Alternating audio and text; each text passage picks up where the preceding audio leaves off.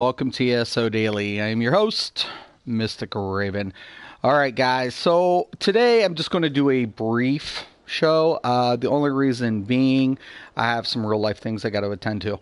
But today's topic of discussion is Nightmother's Gaze and what is the set good for now? All right. So with Somerset, we saw a lot of changes to penetration, given the fact that the Sunder Flame got poof, got minor, and Nightmother got major fracture. Now for PvE, it literally is garbage, Nightmother's Gaze. Why? Because tanks will apply major fracture. So it's kind of like, oh snap, all right, well that sucks. So what do you do with the set? I mean, how do you use it? What do you do with it?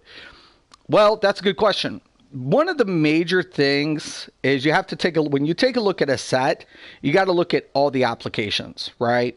So most of the time you can find sets that have applications to them. Whether they're good or bad, there's a lot of things that you can do with sets. And Nightmother's Gaze, even though it got a huge PvE nerf, is still really good for PvP. And why is that? Well, it's simple.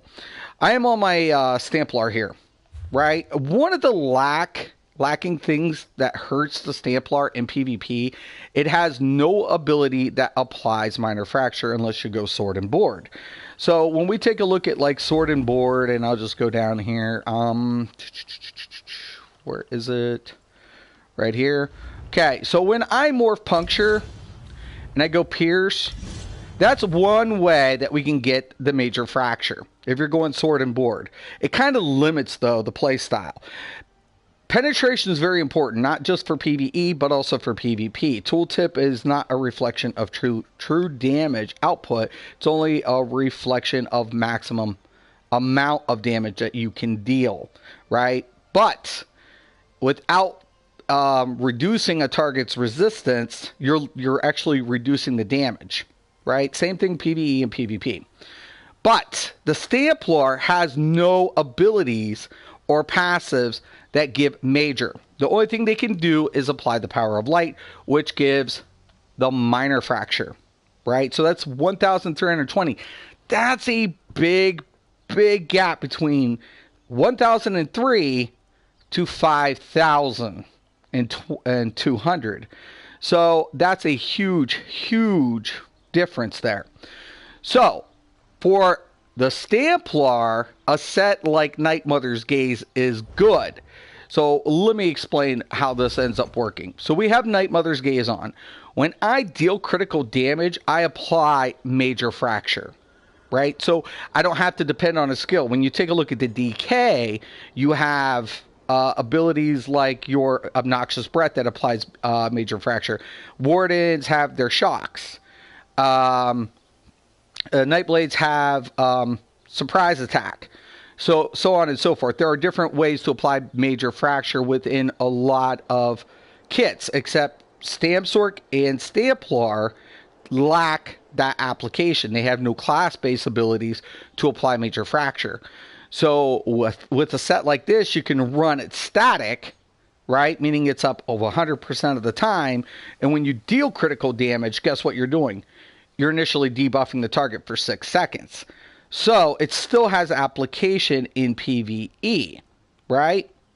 Very important here. So when I go ahead and I'm doing my biting jabs,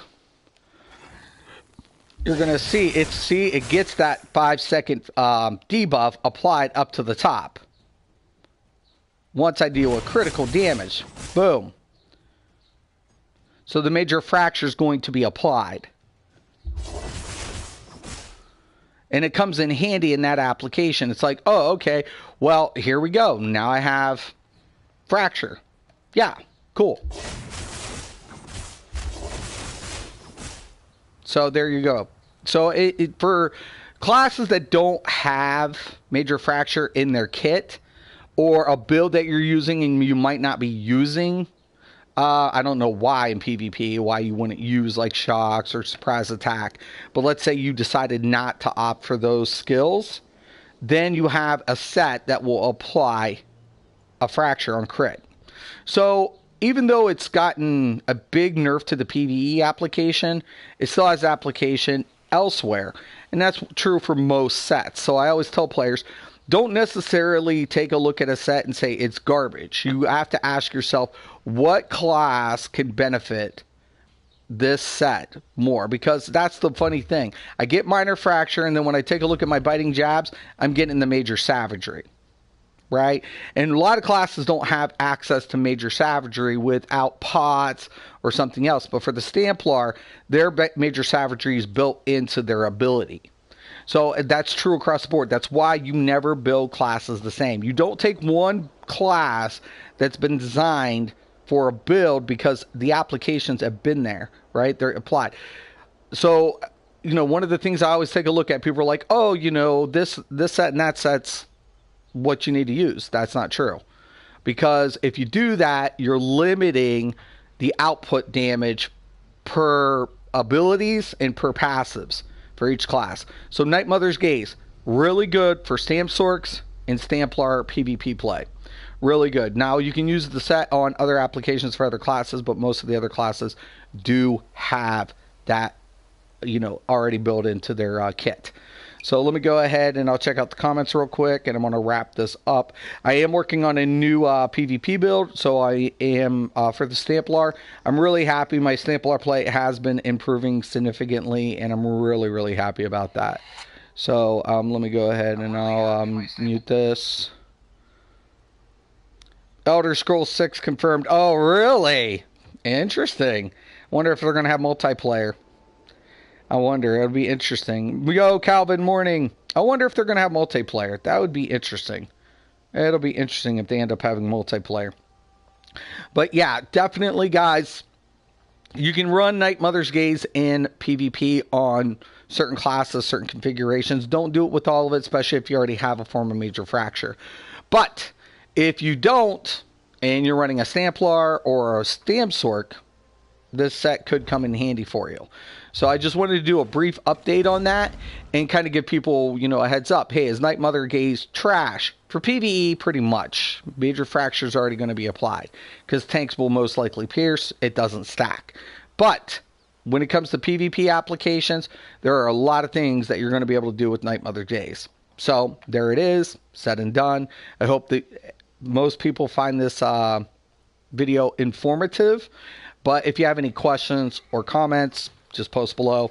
Once again, I do want to thank you guys for watching. I'm Mysticraven, this is ESO Daily, and as always, have a nice day.